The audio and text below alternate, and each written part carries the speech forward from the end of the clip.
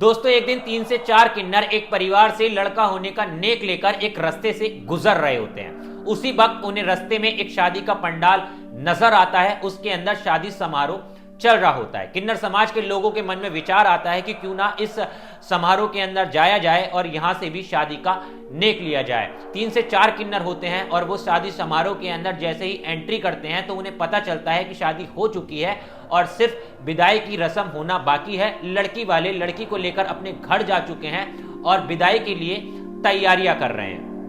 तभी एक किन्नर होता है, उसकी नजर दूल्हे पे पड़ती है और वो दूल्हे को बड़ी हैरानी से देखता है। उसकी चाल ढाल, उसकी बात करने के तरीके को नोटिस करता है तो उसे ऐसा एहसास होता है कि ये जो दूल्हा है ये एक मर्द नहीं है बल्कि ये एक किन्नर है और उनके समाज का है। उसके मन में ये शक बैठ जाता है। अब जैसे ही उसके मन में ये शक बैठ जाता है वो अपने साथ किन्नरों को लेकर पास ही में बने लड़की के परिवार वालों के पास जाता है और लड़की की मां से बात करता है और कहता है कि हमें शक है कि आपने जिस लड़के से अपनी बेटी की शादी की है वो एक किन्नर समाज का है, यानी हमारी बिरादरी का है। आप अपनी लड़की की विदाई मत कीजिए, उससे पहले उसकी जांच पड़ताल कीजिए और जब सब कुछ आपको यकीन हो जाए उसी के बाद अपनी बेटी की आप विदाई करना, ना तो आपके लड़की का जीवन अंधकार में चला जाएगा। अब लड़की की मां को जैसे ये बात पता चलती है वो काफी ज्यादा हैरान हो जाती है, परेशान हो जाती है। वहां की औरतें, लड़की की भाभी जो होती है, हर कोई हैरान रह जाता है कि आखिर उनके साथ हुआ तो ये क्या हुआ। अब घर की औरतें एक प्लान बनाती हैं और लड़की की भाभी को ये जिम्मेदारी देती हैं कि जब दूल्हा विदाई के समय घर पर आएगा तो उस वक्त तुम्हें एक रस्म के बहाने लड़के को कमरे में लेकर जाना है और उसकी जांच पड़ताल करनी है और ये पता लगाना है कि वो असल में मर्द है या फिर एक किन्नर है। अब लड़की की भाभी अपनी इज्जत को दांव पर लगाकर इस काम को करती है। नमस्कार, आदाब, सत श्री अकाल, मैं हूं आपके साथ ऋषभ चौहान। दोस्तों आज मैं आपके लिए जो कहानी लेकर आया हूं, इस कहानी को सुनने के बाद आप ये सोचने पे मजबूर हो जाओगे कि आखिर इस कलयुगी दौर में लोग किस तरह से फ्रॉड कर सकते हैं। आप ये सोचने पर मजबूर हो जाओगे कि अपनी बेटी की शादी करने से पहले जांच पड़ताल करना कितना ज्यादा जरूरी होता है। इस कहानी को शुरू करते हैं, लेकिन उससे पहले मैं आपको हमेशा की तरह जगह और किरदारों के बारे में बता देता हूं। दरअसल ये कहानी उत्तर प्रदेश के मुरादाबाद जिले की है। इस कहानी के अंदर जो पहला किरदार है उसका नाम है पुनीत, जो कि एक दूल्हा है। इस कहानी के अंदर जो दूसरा किरदार है उसका नाम है श्रद्धा, जो कि दुल्हन है और दोनों के परिवार वाले हैं। अब श्रद्धा मुरादाबाद की रहने वाली होती है, उसका जन्म मुरादाबाद के अंदर ही होता है। श्रद्धा के जन्म के बाद उसके माता पिता अपनी बेटी को काफी ज्यादा प्यार करते हैं, पढ़ाते लिखाते हैं और बड़ा करते हैं। और हर माता पिता का ये सपना होता है कि उनकी बेटी की शादी एक अच्छे परिवार में हो जाए, एक रईस इंसान से हो जाए या फिर किसी सरकारी नौकर से हो जाए, जिससे उनकी बेटी का जीवन भी सुखद रहे। अब इसीलिए जब श्रद्धा जवान हो जाती है तो वो श्रद्धा की शादी का प्लान बनाते हैं, अपने रिश्तेदारों को जानकारी देते हैं कि लड़की विवाह योग्य हो गई है, इसके लिए कोई लड़का ढूंढा जाए। अब रिश्तेदार एक लड़का ढूंढ के श्रद्धा के परिवार वालों को बताते हैं। उस परिवार के बारे में जब पता करते हैं तो वो परिवार होता है पुनीत का, यानी दूल्हे का।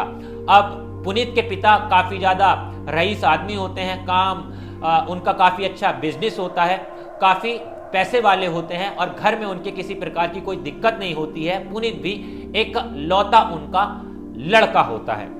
अब श्रद्धा के परिवार वालों को ये बात काफी ज्यादा पसंद आती है। उन्हें लगता है कि अच्छा लड़का मिल गया है, क्योंकि आने वाले समय में अपने परिवार का कारोबार की जिम्मेदारी जो संभालनी थी वो पुनीत को ही संभालनी थी। इसीलिए दोनों परिवारों के अंदर बातचीत होती है और शादी की तारीख निकाली जाती है और शादी फिक्स हो जाती है। शादी का समय आता है और रात के समय में काफी सारी रस्में होती हैं, फेरे होते हैं, जयमाला होती है, खाना पीना होता है, एक बड़ा आयोजन किया जाता है। शादी कंप्लीट हो जाती है और रात के बाद अगला दिन होता है और सिर्फ दुल्हन विदा होने वाली होती है। लेकिन तभी उस पंडाल के अंदर 3 से 4 किन्नर पहुंच जाते हैं। अब जैसे ही किन्नर पहुंचते हैं तो उन्हें वहां पर जाकर पता चलता है कि शादी तो हो चुकी है और लड़की के परिवार वाले जो हैं वो अपने घर पर हैं और लड़की को विदाई के लिए तैयार कर रहे हैं। तभी वहां जो किन्नर होते हैं वो लड़के के परिवार वालों को के पास जाते हैं, नाचना गाना शुरू करते हैं और खुशी मनाते हैं, जिस तरह से किन्नर लोग अक्सर आपने करते हुए देखे होंगे।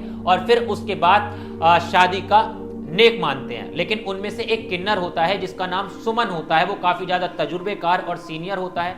उसकी नजर दूल्हे पर पड़ती है। वो दूल्हे को देखने के बाद थोड़ा हैरान होता है और उसे ऐसा शक होता है कि दूल्हा जो है वो एक मर्द नहीं है बल्कि एक किन्नर समाज का है। वो उसी के बाद दूल्हे के पास जाता है और दूल्हे से जाकर कहता है कि हाँ भाई, शादी तो कर ली, लेकिन अब आगे चल के परिवार कैसे पालोगे, परिवार का गुजारा कैसे करोगे और अपना परिवार आगे कैसे बढ़ाओगे। अब जैसे ही दूल्हे से किन्नर इस तरह की बातें करता है तो दूल्हा एक बड़ी तेजी से उसकी तरफ हैरानी से देखता है कि आप ये क्या बात कर रहे हो कि मैं ही परिवार बढ़ाऊंगा और मैं ही अपने परिवार को चलाऊंगा।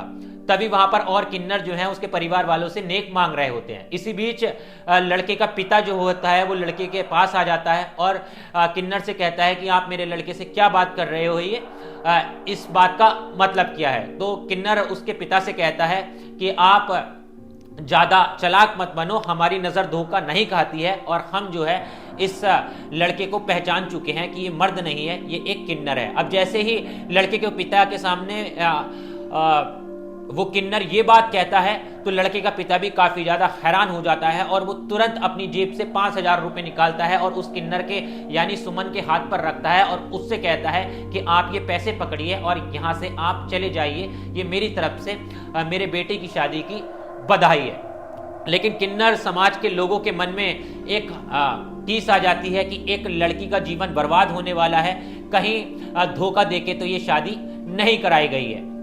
तभी क्या होता है कि किन्नर समाज के लोग जो होते हैं उस शादी के पंडाल से निकलकर पता करते हैं और पास ही में बने लड़की के घर पर पहुंच जाते हैं। लड़की के घर पर पहुंचने के बाद सुमन जो है लड़की की माता से बात करती है और माता से बात करने के बाद उससे कहती है कि आपने जिस लड़के से अपनी बेटी की शादी की है, हमें शक है कि वो हमारे समाज का है, वो मर्द नहीं है, वो एक किन्नर है। क्यों ना आप पहले उसकी जांच पड़ताल करा लीजिए, उसके बाद अपनी बेटी को विदा करना। अब जैसे ही लड़की की मां को ये बात पता चलती है, उसके पैरों के नीचे से जमीन निकल जाती है। लड़की की मां हैरान परेशान हो जाती है।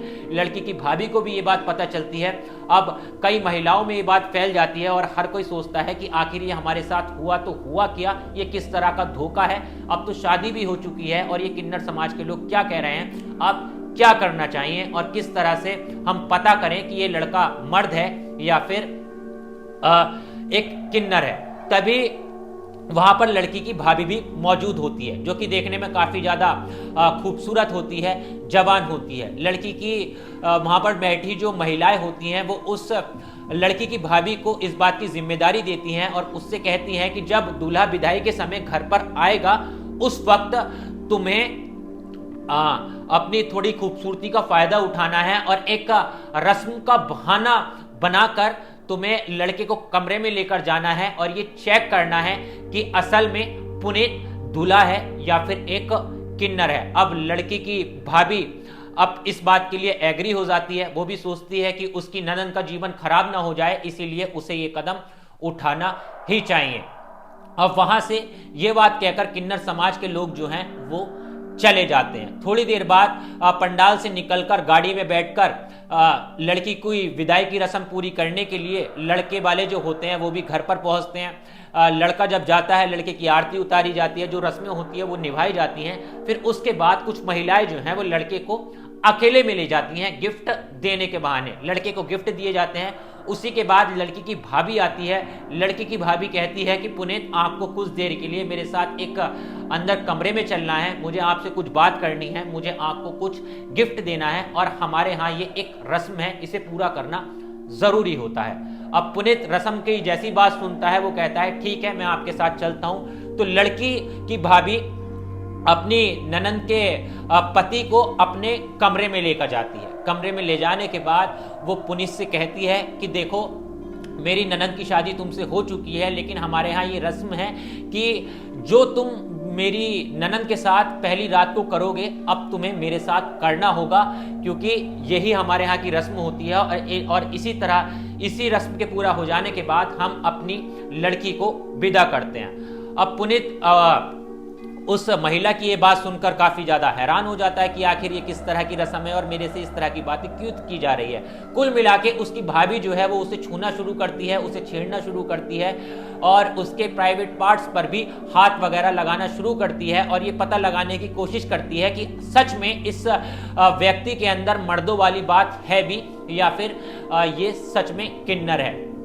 अब उस कमरे के बाहर 3-4 महिलाएं जो हैं वो खड़ी होती हैं और वो भी कान लगाकर अंदर की सारी बातें सुन रही होती हैं। कुल मिलाकर काफ़ी ज़्यादा चीज़ें की जाती हैं। वो पुनीत को गले लगाकर बिस्तर पर लेट भी जाती है और पुनीत से कहती है कि तुम्हें जो भी करना है तुम कर लो, ये बात कहीं भी नहीं जाएगी और इस रस्म को तुम्हें पूरा ही करना होगा। लेकिन पुनीत जो है कुछ भी नहीं कर पाता है, उसके अंदर किसी भी प्रकार की कोई फीलिंग्स नहीं आती है। तो उसकी भाभी समझ जाती है कि जो किन्नर समाज के लोग बताकर गए थे वो वाकई में ही सच था। फिर वो पुनीत से कहती है कि आखिर तुम अब मुझे सच बताओ कि क्या वजह है, तुम मेरे साथ कुछ क्यों नहीं कर पा रहे हो, तुम्हारे अंदर कोई फीलिंग्स क्यों नहीं आ रही है और तुम्हारे अंदर मुझे कोई मर्दों वाली बात जो है वो महसूस क्यों नहीं हो रही है। तब पुनीत बताता है कि मैं एक मर्द नहीं हूं, मैं किन्नर हूं और इसमें मेरी कोई गलती नहीं है। और ये कहने के बाद जोर जोर से पुनीत जो है वो रोने लगता है। कहता है कि मेरे पिता एक बड़े बिजनेसमैन है, काफी ज्यादा उनकी इज्जत है, मैं तो शुरू से ही शादी नहीं करना चाहता था लेकिन मेरे ऊपर काफी ज्यादा दबाव बनाया गया,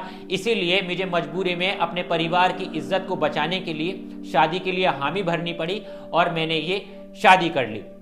अब जैसे ही ये बात लड़की की भाभी को पता चल जाती है तो दूध का दूध और पानी का पानी हो जाता है, क्योंकि वो लड़का खुद अपने मुंह से ये बात कबूल कर लेता है कि वो एक किन्नर है। अब गेट खोलते हैं, गेट खोलने के बाद दूल्हा भी बाहर जाता है, उसकी भाभी भी बाहर निकल कर आती है। महिलाएं उससे पूछती हैं कि आखिर अंदर हुआ तो क्या हुआ, क्या किन्नर समाज के लोग सच कह रहे थे।